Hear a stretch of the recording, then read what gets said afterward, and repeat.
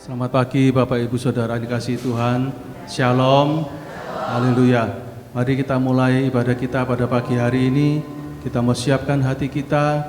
Saya percaya kita semua yang hadir pagi hari ini, kita mau semua rindu untuk menyembah Tuhan, rindu di dalam hadirat Tuhan, supaya melalui penyembahan kita beroleh kemenangan atas dosa kita, kemenangan atas segala kelemahan kita, segala sakit kita, segala ketakutan dan kekhawatiran kita.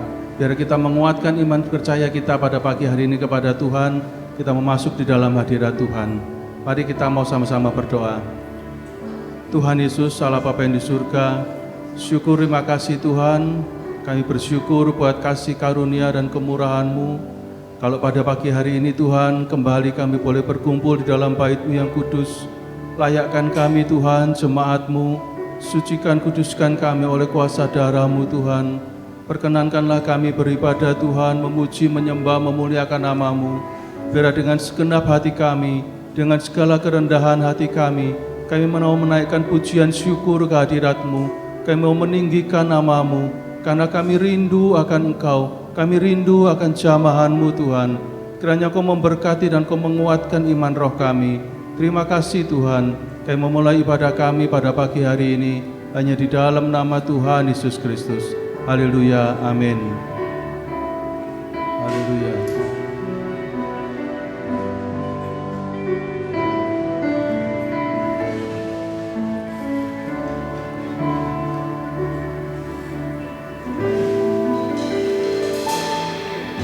Satu hal yang ku rindukan, ya Tuhan, selalu berada di dekat-Mu. Dengan segenap hati, dengan segenap jiwa, ku menanti di hadirat-Mu. Sekali lagi, satu hal yang kami rindukan Tuhan, ku rindukan, ya Tuhan, selalu berada di dekat-Mu. Dengan segenap hati, dengan segenap jiwa, ku menanti di hadirat-Mu. Lebih dalam lagi ku rindu Kau Tuhan, lebih dari segala yang ada. Lebih dalam lagi ku cinta Kau Yesus, ku mengasihi-Mu. Haleluya. Angkat suaramu, katakan dengan imanmu, satu hal yang ku rindukan, ya Tuhan, selalu berada di dekat-Mu. Dengan segenap hati, dengan segenap jiwa, ku menanti di hadirat-Mu. Lebih dalam lagi Tuhan, lebih dalam lagi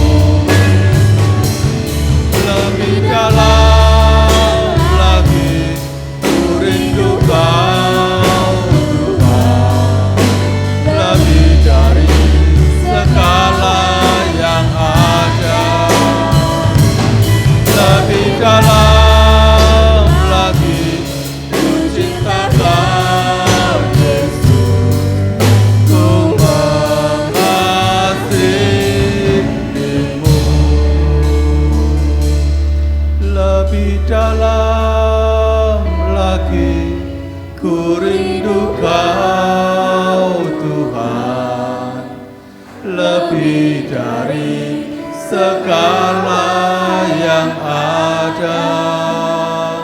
Katakan dengan segenap hatimu, kami mau lebih dalam hadirat-Mu ya Tuhan.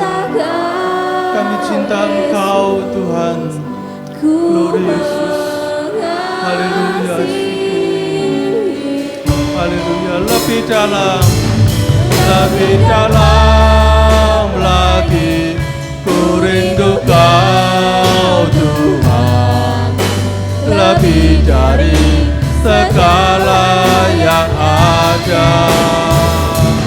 Lebih dalam lagi ku cinta Kau Yesus. Ku mengasihi-Mu.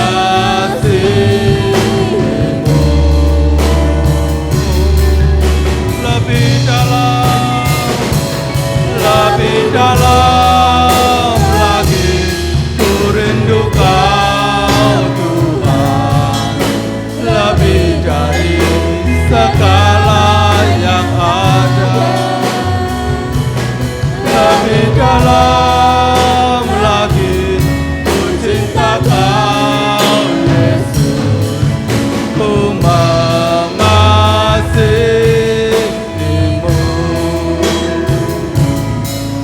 Ku mengasihi-Mu.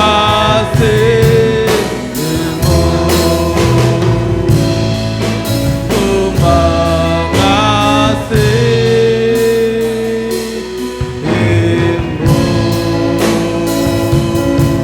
Haleluya. Kami naikkan syukur padamu Tuhan. Kami menyembah-Mu. Kami tinggikan Engkau. Glory Yesus. Haleluya.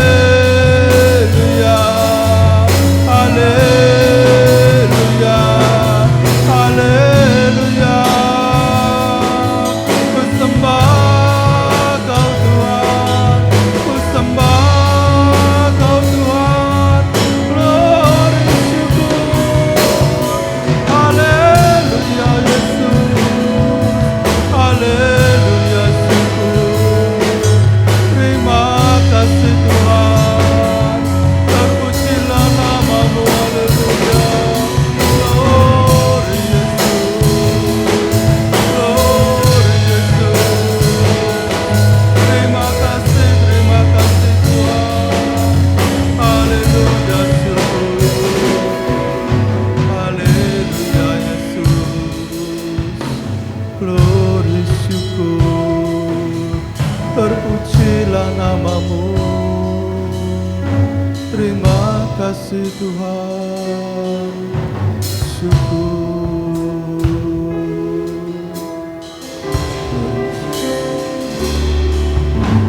Kami umat-Mu menyembah dalam hadirat-Mu Tuhan. Kami percaya saat ini Engkau hadir di tengah-tengah kami. Kami boleh merasakan kemenangan yang Kau berikan dalam hidup kami. Ku yakin Kau hadir di sini. Ku rasakan kuasa yang tak terbatas. Ku yakin Kau nyata di sini. Kemenangan terjadi di sini. Ku yakin. Mari saya undang sidang jemaat kita bangkit berdiri. Rasakan kemenangan yang daripada Tuhan. Rasakan hadirat Tuhan hadir di tengah-tengah ibadah kita. Haleluya. Tak terbatas.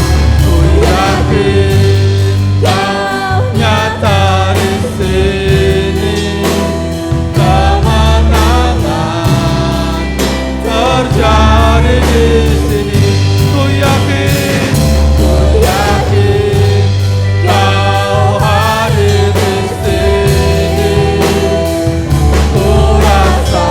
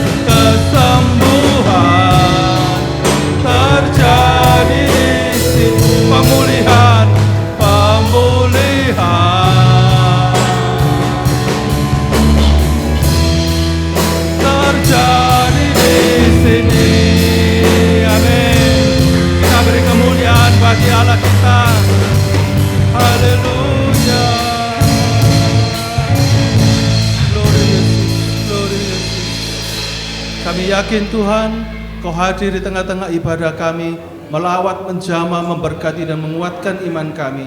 Kami mau siap memuji-muji, memuliakan nama-Mu. Terima kasih Tuhan. Mari semua yang percaya sama-sama katakan amin. Haleluya. Siap diberkati Tuhan. Amin saudaraku. Siap memuji nama Tuhan. Kita berikan kemuliaan bagi Allah. Kita mau menceritakan kebesaran Tuhan. Sebab Tuhan Allah yang kita sembah, Dia Allah yang besar, Dia Allah yang berkuasa. Amin saudara. Haleluya. Katakan sebab Tuhan Maha Besar.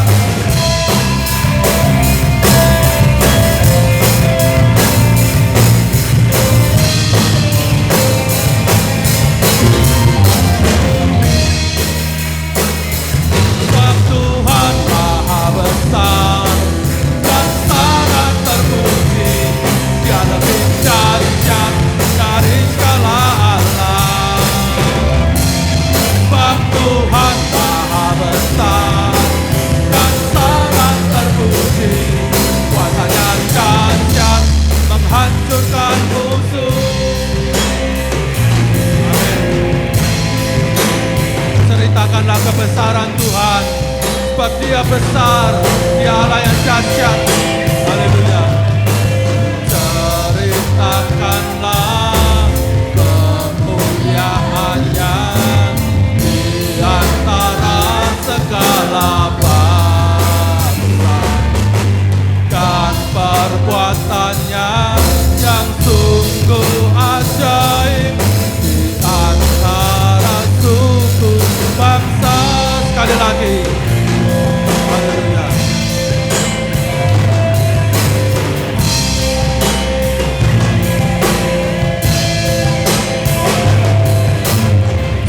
Ceritakanlah kemuliaan-Nya di antara segala bangsa, dan perbuatan-Nya yang sungguh ajaib di antara suku bangsa. Sebab Tuhan Maha Besar dan sangat terpuji, Dia lebih dahsyat dari segala alam. Sebab Tuhan Maha Besar, Maha Besar dan sangat terpuji, kuasa-Nya dahsyat menghancurkan musuh. Sebab Tuhan Maha Besar dan sangat terpuji, Dia lebih dahsyat dari segala alam. Sebab Tuhan Maha Besar dan sangat terpuji, kuasa-Nya dahsyat menghancurkan musuh. Sekali lagi, sebab Tuhan Maha Besar dan sangat terpuji, Dia lebih dahsyat dari segala alam. Sebab Tuhan Maha Besar dan sangat terpuji, kuasa-Nya dahsyat menghancurkan musuh. Kuasa-Nya dahsyat, dahsyat, dahsyat menghancurkan musuh. Amin.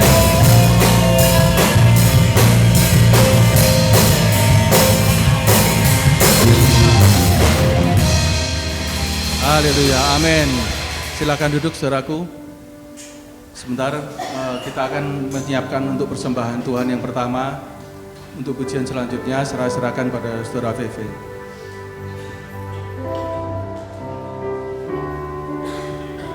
Sebelum kita mulai masuk firman Tuhan dan perjamuan kudus, mari kita siapkan hati kita untuk datang lebih lagi kepada Tuhan sambil pujian penyembahan, persembahan dijalankan.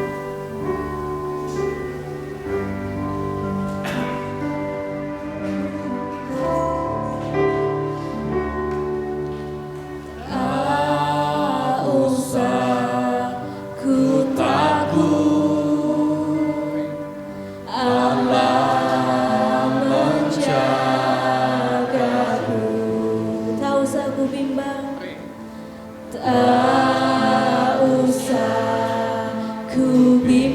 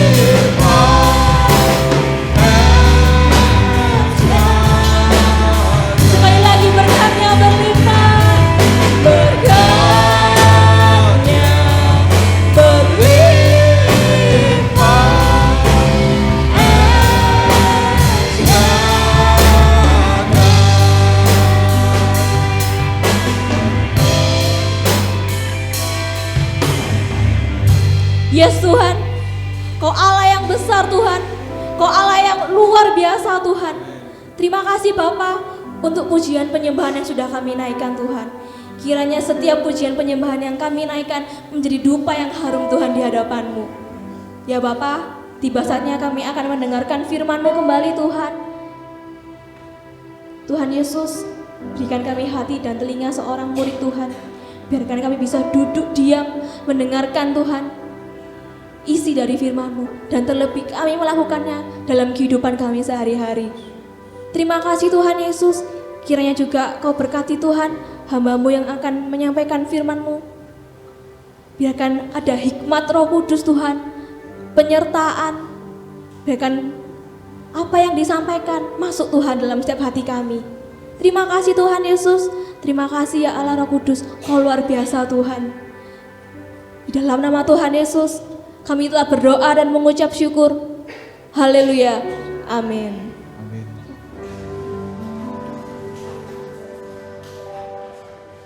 Puji Tuhan, kembali saudara akan diberkati oleh Tuhan Yesus melalui firman-Nya. Saya minta waktu firman Allah disampaikan, saudara bisa konsentrasi dengan baik, ya, supaya saudara pulang, ya, memiliki satu kekuatan, ya, oleh firman-Nya. Puji Tuhan, pada pagi hari ini tema yang akan saya khotbahkan adalah pewaris kemuliaan Injil.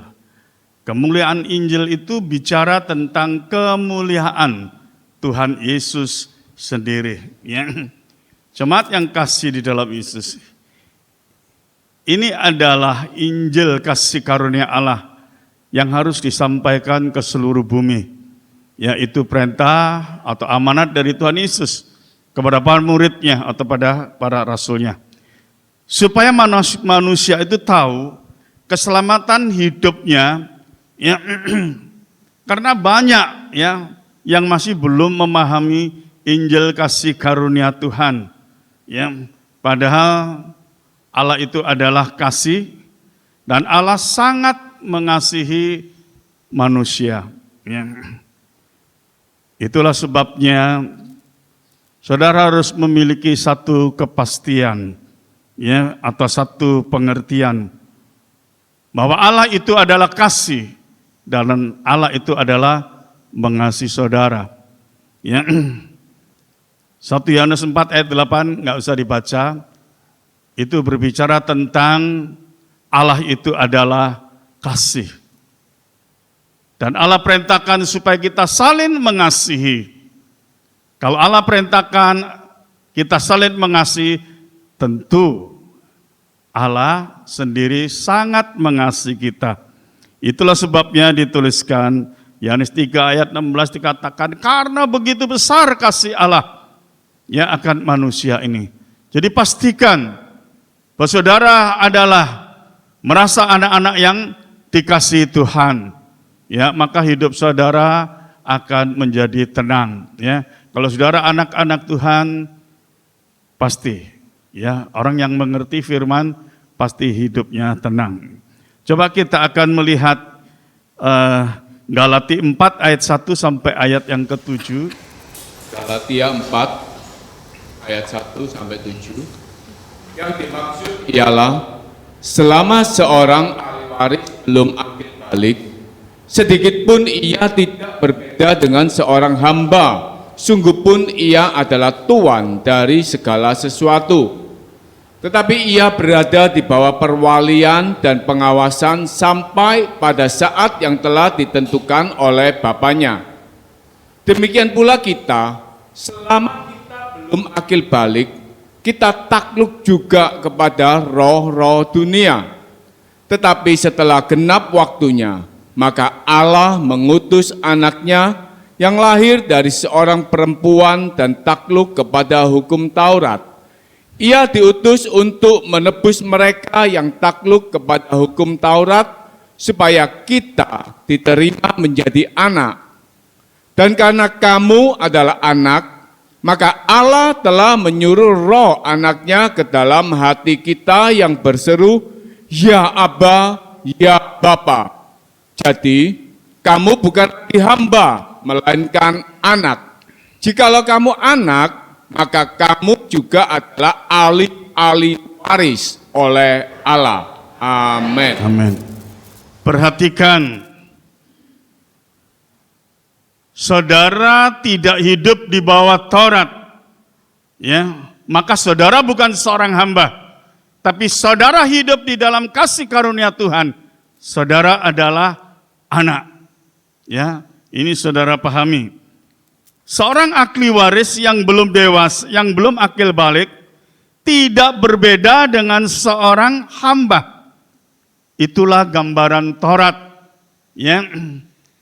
Orang yang belum akil balik itu sama dengan masih belum dewasa rohaninya atau kanak-kanak rohani. Israel sangat bangga dengan hukum Taurat. Israel merasa tidak ada satu bangsa yang diberi hukum Allah selain bangsa Israel. Dia merasa dia adalah bangsa istimewa. Ya, karenanya bangsa Israel yang memiliki hukum Allah, yaitu Taurat. Israel umat pilihan Allah, maka Allah memberikan hukum Taurat supaya Israel tidak hidup di dalam dosa. Tapi kita melihat Israel menjadi tinggi hati, merasa paling benar dan baik karena Taurat itu tadi. Ya. Orang yang merasa diri benar dan baik, justru kebenaran Allah tidak ada dalam hidupnya. Ya, jadi saudara harus belajar. Ya, kalau kemarin dulu saya bicara dengan Ferry, ya. Jadi sosok pribadi anak Tuhan kita harus memahami, ya, apa yang dibenci oleh Tuhan, ya, dan apa yang disuka oleh Tuhan. Orang yang angkuh, tinggi hati atau sombong itu dibenci oleh Tuhan. Karena orang yang sombong, ya, firman Tuhan mengatakan iblis jatuh karena kesombongannya. Jadi bapak kesombongan itu adalah iblis sendiri. Tapi orang yang paling disuka oleh Allah adalah orang yang rendah hati. Tuhan Yesus memberikan contoh di dalam kitab Filipi pasal 2. Dia mengatakan walaupun, ya, dia dalam rupa Allah tapi tidak menganggap kesetaraannya dengan Allah. Melainkan telah mengosongkan dirinya menjadi manusia, bahkan menjadi seorang hamba dan taat sampai mati di kayu salib. Itulah sebabnya Allah sangat meninggikan dia. Ya, jadi pastikan kita sebagai anak-anak Tuhan harus ada kerendahan hati.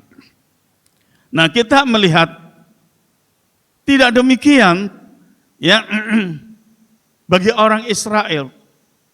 Dia merasa aku ini orang benar karena menerima hukum Taurat. Aku ini orang yang paling baik, paling benar. Maka kebenaran Allah tidak ada dalam kehidupannya. Maka waktu Yesus datang melawat bangsa Israel, mereka tidak mengenal Allah. Padahal Allah Sang Pencipta yang ada di depan hidungnya itu adalah Allahnya. Israel tidak mengenal. Ya. Nah, bahkan orang Farisi dan ahli Taurat yang merasa diri benar itu menolak Yesus. Ya. Israel dengan kitab Tauratnya seperti seorang ahli waris yang belum dewasa. Ya. Jadi Israel itu dianggap masih belum, ya, dewasa rohaninya. Sekalipun Israel adalah ahli waris, tapi belum dewasa, belum bisa menikmati apa yang dimiliki bapaknya. Itulah keadaan Israel dengan Tauratnya. Ya. Pengajaran Taurat, pengajaran dasar, belum sempurna. Ya, artinya hukum yang sementara sambil menunggu, ya, yang sempurna. Kita melihat sekalipun seorang bapak sangat kaya, ya, Ini menceritakan tentang Israel dan Allah. Israel adalah umat pilihan Allah dan Israel adalah anak-anak Allah, tapi belum dewasa. Dia tidak bisa memiliki apa yang dimiliki Bapa. Ya, kita melihat kalau ada, saya berikan ilustrasi, sekalipun seorang bapak sangat kaya, ya mungkin mobilnya sangat mewah sekali, tapi anak tidak bisa memakai mobil yang dimiliki bapaknya, ya karena anak itu belum dewasa. Ya, nah itulah keadaan Israel dengan Tauratnya. Nah kita melihat dengan Taurat, iblis ini berkuasa penuh atas bangsa Israel sebagai umat Allah. Israel sebagai anak, Yesus sebagai Bapa yang ada di sorga. Yesus melihat keadaan anak-anak ya, yang dikuasai dosa dan kehidupannya menjadi tempuruk. Maka Yesus turun ke dunia. Ya, karena Israel adalah anak-anak. Ya. Nah kita melihat Yesus datang dengan membawa Injil kasih karunia yang sudah dewasa. Jadi apa yang dimiliki Bapa sebagai ahli waris yang sudah dewasa, anak berhak memilikinya. Ya. Itulah Injil kasih karunia yang Tuhan berikan pada ahli waris yang sudah dewasa. Tapi kita melihat Israel menolak. Israel berpegang teguh kepada Tauratnya.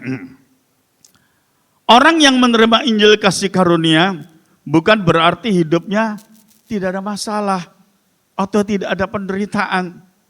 Orang yang menerima Injil kasih karunia sebagai anak, saudara bekerja, ya tetap bekerja. Ya, saudara ada kesulitan dalam pekerjaan, tetap ada kesulitan dalam pekerjaan. Tetapi sebagai anak, ada campur tangan Allah di dalam kehidupan ya anak-anaknya. Kalau kita melihat Rom 8 ayat 28, Allah turut bekerja bagi orang-orang yang mengasihi Dia. Ya. Nah, orang yang menerima Injil kasih karunia, sekali lagi bukan berarti tidak ada masalah atau tidak ada penderitaan. Justru penderitaan itu mendewasakan iman dan menguatkan rohnya. Ya.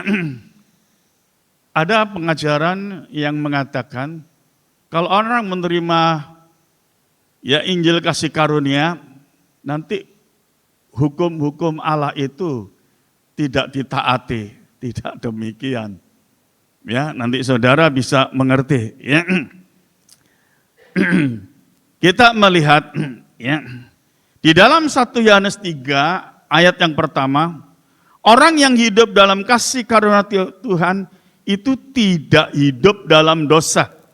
Ya, karena orang yang hidup dalam kasih karunia Tuhan itu adalah sebagai anak. 1 Korintus 3 ayat 1 coba dibacakan. Betapa besarnya kasih yang dikaruniakan Bapa kepada kita sehingga kita disebut anak-anak Allah. Dan memang kita adalah anak-anak Allah. Karena itu dunia tidak mengenal kita sebab dunia tidak mengenal Dia. Iya. Jadi kita melihat orang yang hidup dalam kasih karunia Allah itu sebagai anak. Tapi orang yang hidup di bawah Taurat itu sebagai, ya, kita melihat dia masih ada di bawah hukum Taurat itu, berarti dia masih sebagai seorang hamba, bukan seorang anak. Ya. Maka orang yang hidup di dalam kasih karunia Tuhan, Roh Tuhan yang mengendalikan kehidupannya. Karena jelas yang dibacakan tadi, Galati 4, coba tolong bacakan Galati 4 ayat yang ke-6. Dan karena kamu adalah anak, maka Allah telah menyuruh roh anaknya ke dalam hati kita yang berseru, Ya Aba, Ya Bapa. Roh anaknya adalah roh Yesus Ya, ada dalam kehidupan orang yang mendapat kasih karunia Tuhan. Jadi orang yang mendapat kasih karunia Tuhan, hidupnya itu dikendalikan ya oleh Tuhan. Jadi jemaat yang kasih di dalam Yesus, kita melihat ahli-ahli Taurat itu hidup, ya, ada di bawah Taurat. Nah, orang yang hidup di bawah Taurat, dia tidak hidup di bawah kasih karunia. Jadi dengan kata lain, saudaraku, mereka masih seorang hamba, ya. Nah, masih dikendalikan oleh hukum-hukum Allah. Tapi orang yang ada di bawah kasih karunia, sekali lagi, mereka adalah sebagai anak. Coba kita melihat Injil Matius 23 ayat 23. Kamu, hai ahli-ahli Taurat dan orang-orang Farisi, hai kamu orang-orang munafik, sebab persepuluhan dari selasi, adas manis, dan jintan kamu bayar, tetapi yang terpenting dalam hukum Taurat kamu abaikan, yaitu keadilan dan belas kasihan dan kesetiaan. Yang satu harus dilakukan dan yang lain jangan diabaikan. Kita melihat ahli Taurat dan orang Farisi ditegur keras oleh Tuhan Yesus. Dikatakan kamu munafik. Ya. Ini teguran yang sangat keras sekali. Ya. Mereka dengan teliti dalam hal sekecil apapun mereka kembalikan perpuluhan. Jadi perpuluhan itu diperhatikan luar biasa oleh orang Farisi dan ahli Taurat. Tetapi kewajiban memberi kepada orang tuanya mereka abaikan. Mereka hanya memperhatikan tuntutan Taurat. Ya, maka kita melihat Yesus marah pada ahli Taurat dan orang Farisi. Mereka dikatakan munafik. Ya, ini teguran sangat keras. Arti munafik adalah orang yang mengerti kebenaran, tapi tidak melakukan kebenaran. Orang Farisi, ahli Taurat itu mengerti kebenaran, tapi mereka tidak melakukan kebenaran. Injil kasih karunia mengajarkan tentang kasih. Mengasihi itulah dasar kebenaran, hal utama. Itu Yesus katakan. Ya. Jadi kasih, mengasihi itu hal utama, hal terpenting. Tuhan Yesus mengajarkan yang satu harus dilakukan, yaitu kasih, hal yang utama. Ya, itulah dasar kebenaran. Itu yang penting. Ya. Dan yang lain jangan diabaikan. Yang lain itu apa? Saudara ngerti enggak? Apa yang lain itu? Tuhan Yesus mengatakan, ya, yang satu harus dilakukan, yaitu kasih, itu hal utama. Itu dasar kebenaran. Dan yang lain jangan diabaikan. Apa yang lain jangan diabaikan? Persepuluhan. Ini kan konteksnya bicara persepuluhan. Ya. Jadi Tuhan Yesus mengatakan, kasih itu hal utama. Kasih itu penting. Jangan ada seorang anak melakukan Taurat, taat Taurat dengan baik. Memperhatikan perpuluhan. Terus dikembalikan.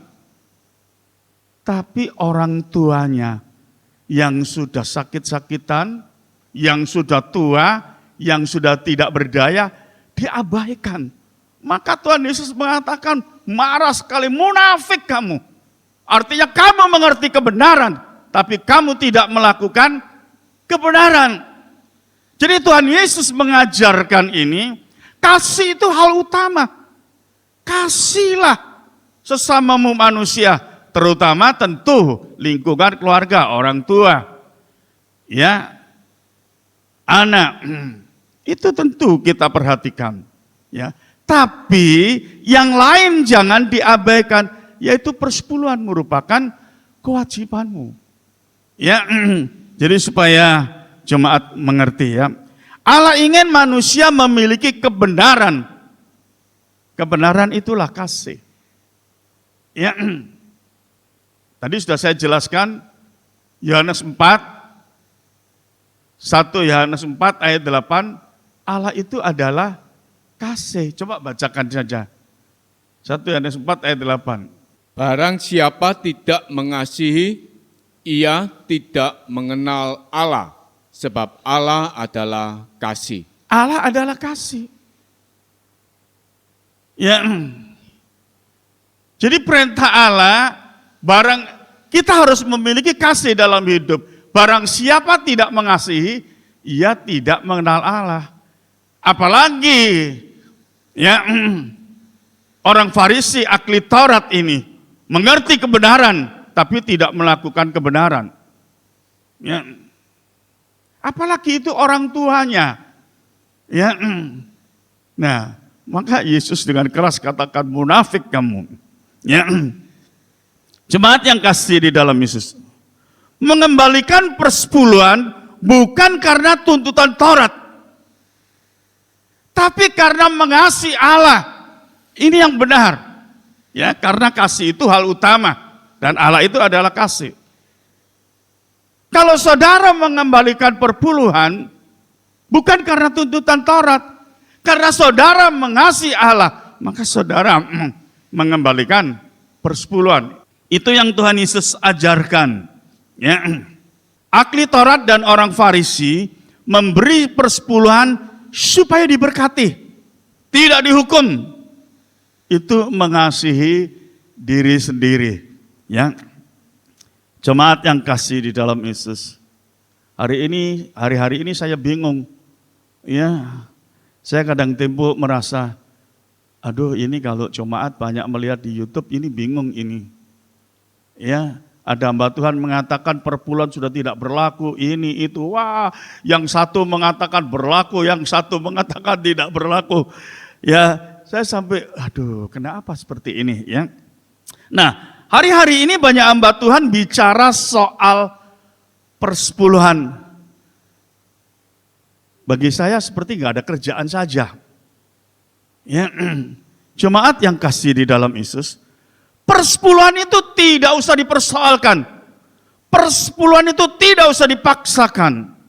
Jemaat yang memiliki kedewasaan iman, jemaat juga pasti memiliki kedewasaan kasih. Mereka akan memberi dengan sukacita berdasarkan kasih. Ya, bukan karena tuntutan Taurat. Kalau karena tuntutan Taurat, maaf, saudara seperti orang Farisi ahli Taurat. Wah, kalau saya tidak memberi, nanti saya dihukum. Ya, jadi saudara memberi karena terpaksa. Ya, tapi kalau saudara memberi karena mengasihi Tuhan, itu beda. Itu sangat menyenangkan hati Tuhan. Ya, mengasihi hamba Tuhan. Ya, sebagai Bapak rohani. Ya, sekali lagi, mengasihi seorang hamba Tuhan sebagai Bapak rohani dan mengasihi pekerjaan Tuhan sebagai ucapan syukur karena hidupnya dipakai untuk memuliakan Tuhan. Uang saudara itu dipakai untuk memuliakan Tuhan. Itu dituliskan Amsal 3 ayat 9, di situ dikatakan, muliakanlah Tuhan dengan hartamu. Dengan kata lain, saudara ikut andil ya akan keselamatan jiwa-jiwa melalui uang saudara. Maka Tuhan Yesus tidak sia-sia memberkati saudara. Ya, ini saudara harus mengerti. Kalau saudara mengasihi seorang hamba Tuhan, itu karena Bapak rohani saudara. Saudara mengasihi pekerjaan Tuhan. Ya, kita melihat mengembalikan persepuluhan dan sebagainya. Ya, itu saudara memuliakan Tuhan. Itu firman Tuhan katakan. Dan saudara ikut andil menangkan jiwa-jiwa ya melalui keuangan saudara. Karena tidak mungkin keadaan hidup di dunia ini uang itu masih dibutuhkan, bangunan gereja masih butuh uang. Ya, pelayanan keluar masih membutuhkan uang. Ya, jadi uang saudara itu ya untuk memuliakan Tuhan. Maka tidak sia-sia Tuhan itu memberkati saudara. Ya. Mereka yang tidak memberi persepuluhan jangan dipaksa-paksakan. Saya tidak pernah menanyakan tentang perpuluhan. Ya, mungkin saya menjadi pendeta ya mulai tahun 80. Kalau sekarang saudara bisa melihat ya umur saya 72, berapa tahun? Ya, saya tidak pernah membicarakan uang. Ya, bahkan kalau saya melayani di gereja kecil, ya, setelah selesai saya diberi amplop, saya bilang terima kasih Tuhan Yesus memberkati, saya kembalikan, ya, untuk pekerjaan Tuhan, karena itu gereja kecil masih membutuhkan biaya atau dana, ya. Nah, jemaat yang kasih di dalam Yesus, yang jadi kita melihat persepuluhan itu tidak usah dipaksa-paksakan, ya, supaya mereka memberi dengan sukacita. Memberi dengan sukacita itulah kehendak Bapa, ya. Anak memberi orang tuanya karena mengasihi, itulah kebenaran Injil. Ya. Kehendak Bapa, anak-anak Tuhan memiliki kebenaran dan kekudusan didasari dengan kasih. Ya, dengan Taurat Israel belum sempurna, maka Injil kasih karunia diberikan supaya Israel menjadi ahli waris yang dewasa. Jangan pegang Taurat terus, kamu terus menjadi hamba. Tapi Yesus datang dengan Injil kasih karunia yang sudah dewasa. Kamu akan menjadi anak. Ya. Tapi kita melihat orang-orang Israel menolak Yesus. Karena menganggap Taurat itulah kebenaran mereka. Ya. Maka kita melihat kebenaran Allah ada dalam hidupnya. Mereka tatap muka dengan Yesus yang adalah Allahnya yang menciptakan dirinya. Rohnya tidak peka. Mereka tidak tahu siapa yang di depan ini. Kita coba bacakan Kisah Rasul 20 ayat 24. Tetapi aku tidak menghiraukan nyawaku sedikit pun, asal saja aku dapat mencapai garis akhir dan menyelesaikan pelayanan yang ditugaskan oleh Tuhan Yesus kepadaku. Pelayanan yang ditugaskan oleh Tuhan Yesus kepadaku, pelayanan apa itu? Untuk memberi kesaksian tentang Injil kasih karunia Allah. Puji Tuhan, Allah itu mengasihi manusia. Ya, yang percaya itu diselamatkan. Tapi Israel tidak memahami. Itulah sebabnya Rasul Paulus memberitakan Injil kasih karunia dengan tidak memperdulikan nyawanya. Supaya Israel memiliki kedewasaan rohani. Ya, jemaat yang kasih di dalam Yesus. Manusia lama sebagai hamba, itulah Taurat. Manusia baru sebagai anak, itulah kemuliaan Injil. Ya, maka saudara tidak hidup di bawah Taurat, tapi di bawah kasih karunia Tuhan Yesus. Orang yang hidup di bawah kasih karunia Tuhan Yesus, di dalam Rom 8:1 dan 2 mengatakan, tidak ada perhambaan lagi, tidak ada penghukuman lagi. Ya, karena saudara hidup dalam kasih karunia Tuhan Yesus. Coba kita melihat ya, Keluaran 25 ayat 10 dan 11 dan nanti disambung ayat yang ke-17. Haruslah mereka membuat tabut dari kayu penaga, 2,5 hasta panjangnya, 1,5 hasta lebarnya dan 1,5 hasta tingginya. Haruslah engkau menyalutnya dengan emas murni, dari dalam dan dari luar engkau harus menyalutnya, dan di atasnya harus kau buat bingkai emas sekelilingnya. Juga engkau harus membuat tutup pendamaian dari emas murni, 2,5 hasta panjangnya dan 1,5 hasta lebarnya. Puji Tuhan, ya. Saudara adalah anak-anak Tuhan, maka saudara harus mencerminkan kemuliaan Tuhan. Maka di dalam pembacaan ini dikatakan, tadi ayat 17 sudah. Puji Tuhan. Ya, tabut perjanjian itu dari kayu penagah. Ya. Dikatakan seluruhnya dilapisi emas murni, luar dalam ya. Ini misalkan tabut, luarnya ini dilapisi emas, dalam emas. Ya. Kayu penaga itu melambangkan manusia beriman. Tutup tabut perjanjian seluruhnya emas murni, itu lambang Tuhan Yesus. Ya. Tabut perjanjian yang kelihatannya seluruhnya emas. Jadi kalau ini tabut perjanjian kelihatannya seluruhnya emas, padahal dalamnya itu adalah kayu penaga yang dilapisi emas. Ya. Kayu penaga dilapisi emas, itu lambang manusia beriman dilingkupi kemuliaan Yesus.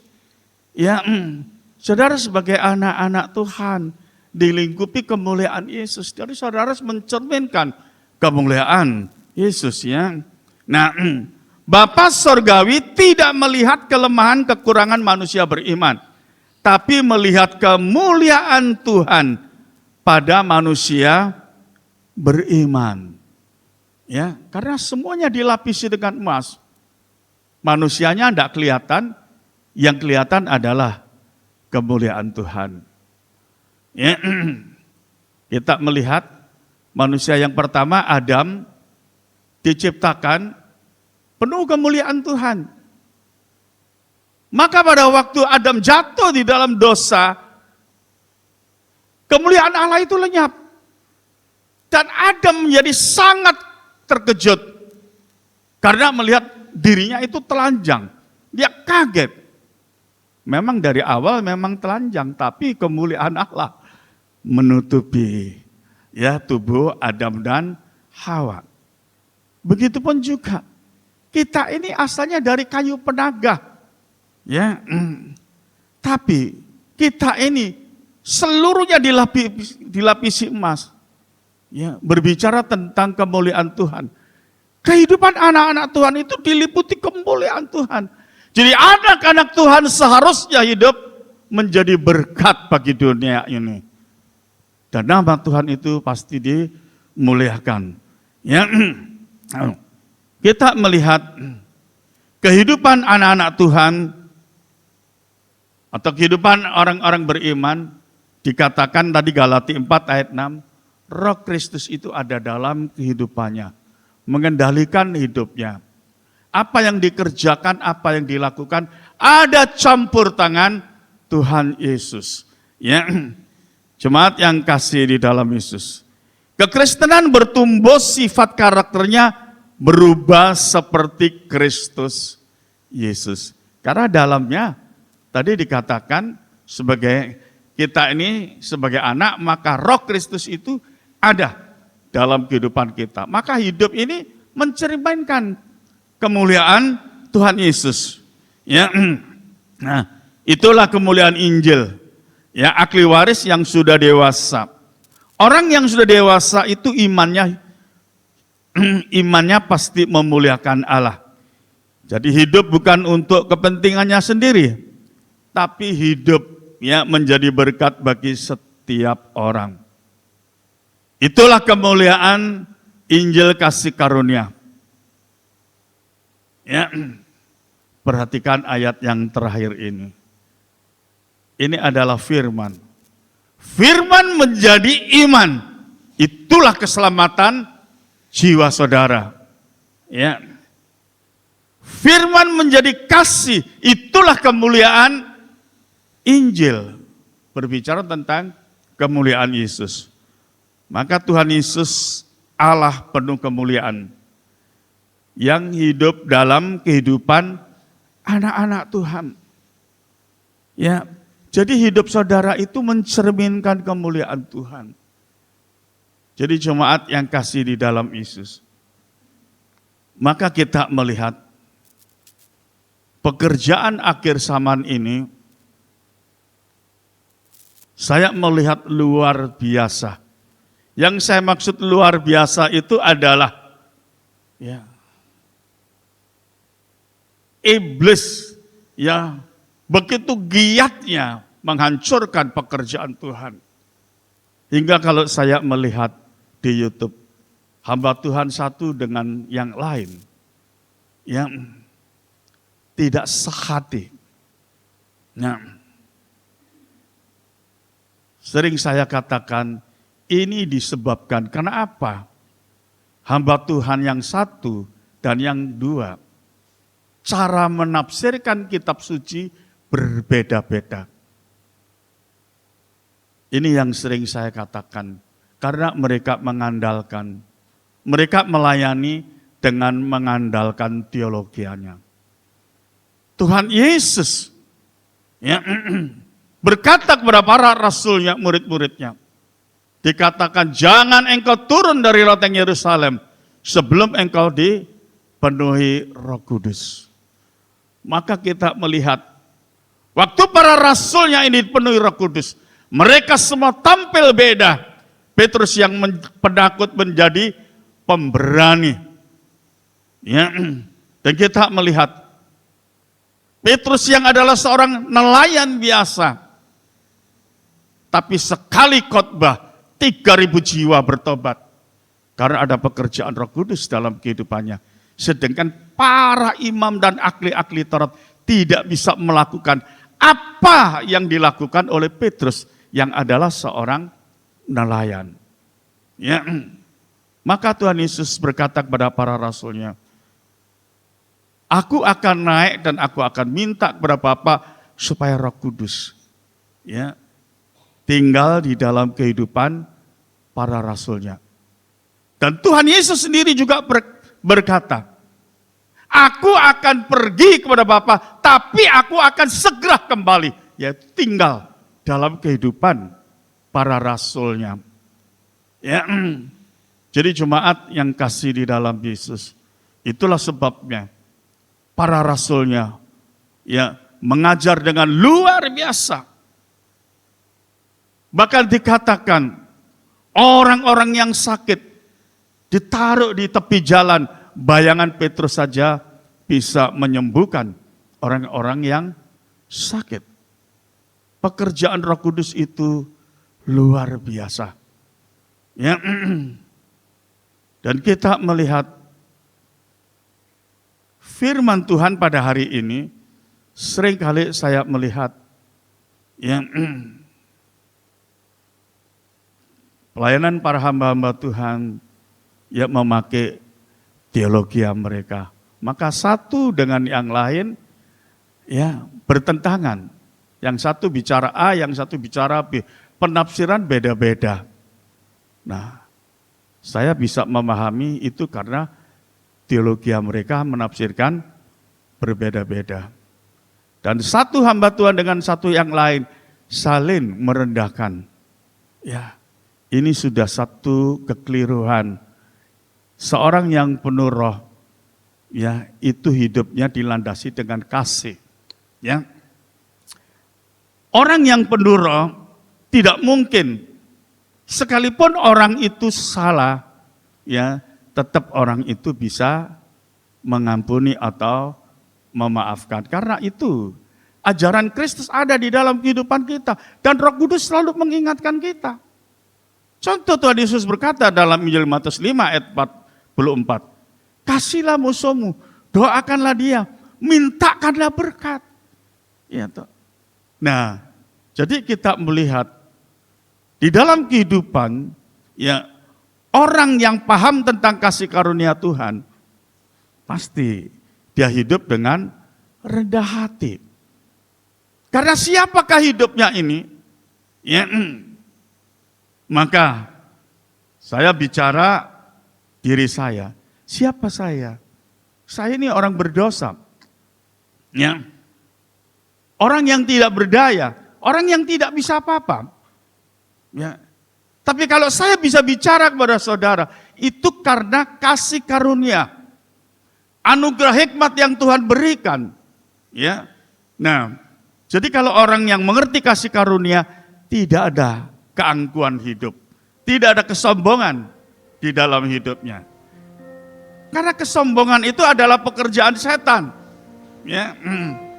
Tapi kalau pekerjaan Allah, ya, ada di dalam kehidupan seseorang, orang itu hidup dengan rendah hati dan hidup memuliakan Tuhan. Puji Tuhan, Tuhan Yesus memberkati kita.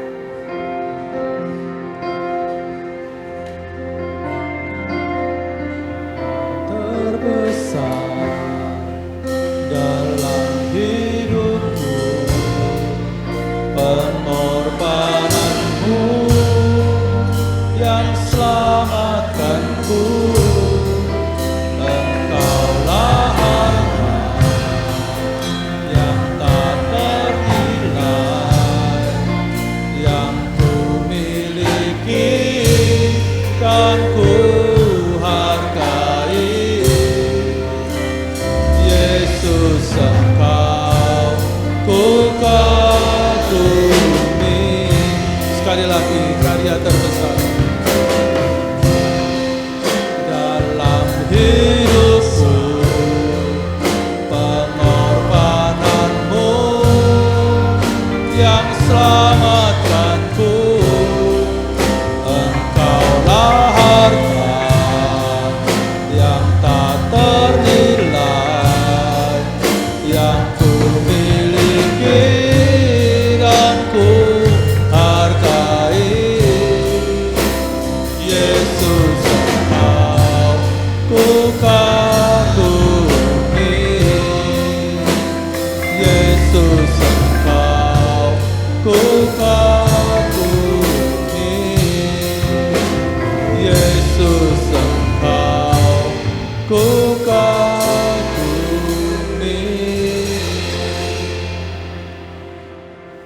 Tuhan Yesus, Allah Bapa yang di surga, syukuri makasih ya Tuhan buat berkat firman-Mu bagi kami.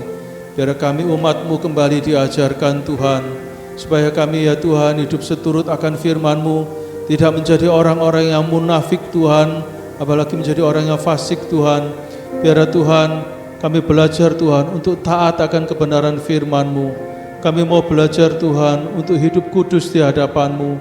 Dan biar ya Tuhan kemuliaan-Mu senantiasa ada di dalam kehidupan kami. Hidup kami boleh menjadi berkat ya Tuhan bagi dunia. Dan biarlah Tuhan, nama Tuhan dipermuliakan. Terima kasih Tuhan, terima kasih. Sebentar kami akan diberkati di dalam persekutuan tubuh dan darah-Mu. Kiranya Kau sucikan, kuduskan segenap pikiran hati kami. Layakkan kami Tuhan untuk menerima berkat persekutuan dengan tubuh dan darah-Mu. Biar Engkau tinggal di dalam kami dan kami tinggal di dalam Engkau. Terima kasih Tuhan. Kami serahkan doa kami hanya di dalam nama Tuhan Yesus Kristus. Haleluya, amin.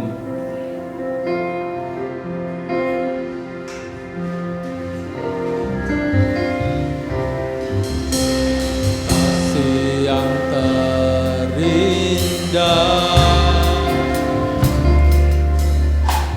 hati yang mulia,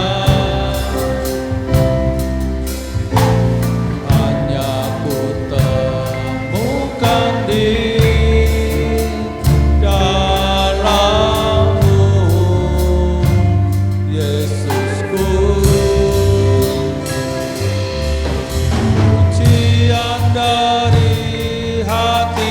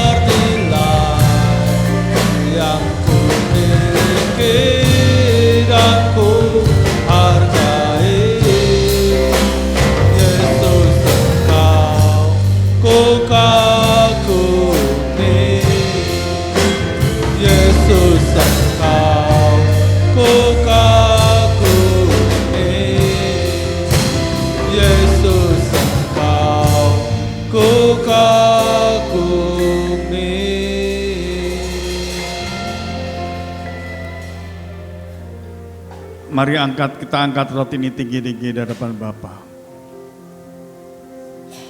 Ini adalah tubuh Yesus. Tubuh yang kudus dipersembahkan sebagai korban penebus dosa. Terima kasih Bapa. Terima kasih Tuhan Yesus. Terima kasih. Dan sekarang Engkau layakkan kami bersekutu dengan tubuh-Mu. Dengar bunyi firman Tuhan. Bukankah roti yang kita pecah-pecahkan adalah persekutuan dengan tubuh Kristus?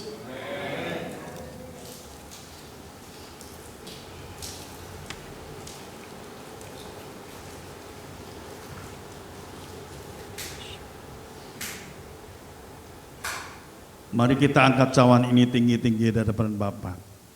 Ini adalah darah Yesus. Darah yang kudus. Tuhan, terima kasih. Dengan darah-Mu, Engkau menghapus segala dosa kami. Terima kasih Bapa. Dan sekarang Engkau layakkan kami bersekutu di dalam darah-Mu. Dengar bunyi firman Tuhan. Bukankah cawan pengucapan syukur, yang atasnya kita ucapkan syukur, adalah persekutuan dengan darah Kristus?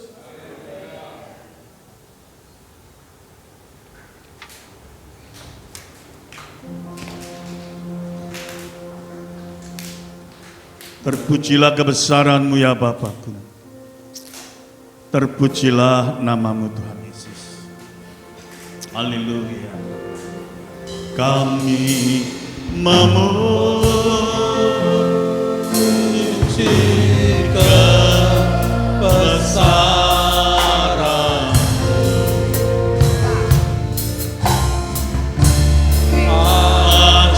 Ajaib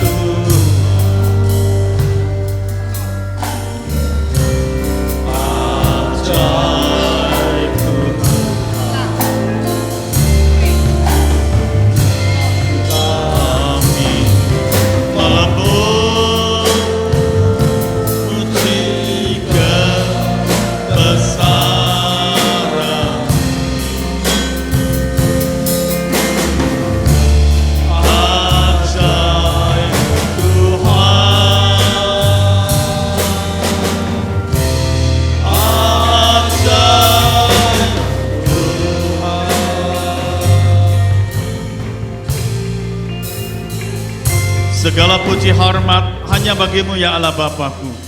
Dalam nama Tuhan Yesus Kristus, hamba telah berdoa. Amin. Haleluya. Sedikit pengumuman gereja, jadwal ibadah untuk minggu depan, saudara bisa lihat di overhead.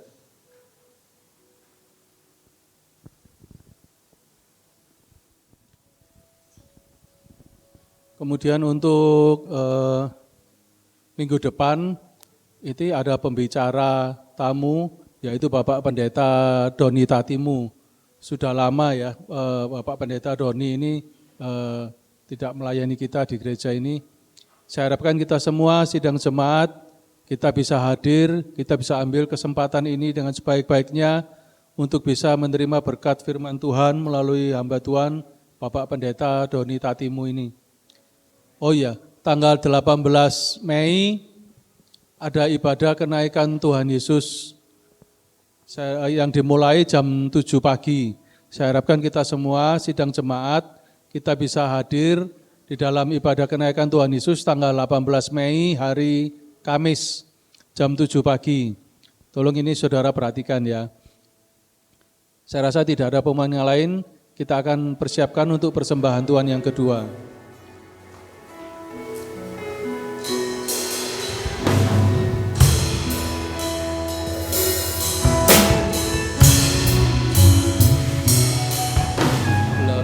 Dari yang telah kupinta, lebih dari yang telah kupikirkan, semuanya Engkau sediakan dalam hidupku.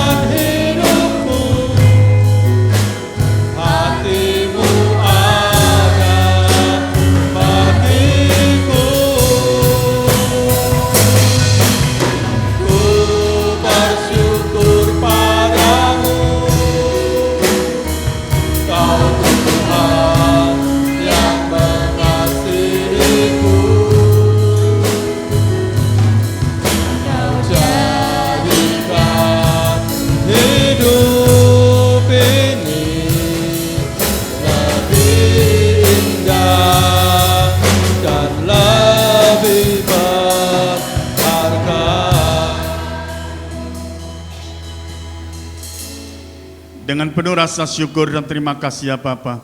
Oleh kemurahan-Mu, Tuhan Yesus memberkati pada pagi hari ini. Melalui firman-Mu, iman roh kami kembali teguhkan. Memberkati leader singer, memberkati yang main musik.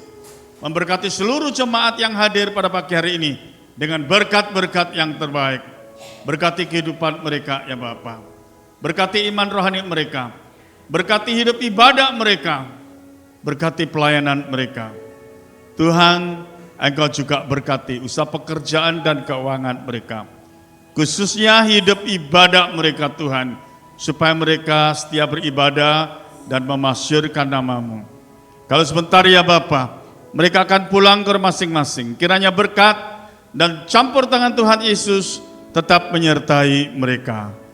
Sekarang jemaat yang kasih dalam Yesus, pulanglah dengan berkat dan damai sejahtera yang dianugerahkan di dalam nama Tuhan Yesus Kristus. Terima kasih Bapa. Amin.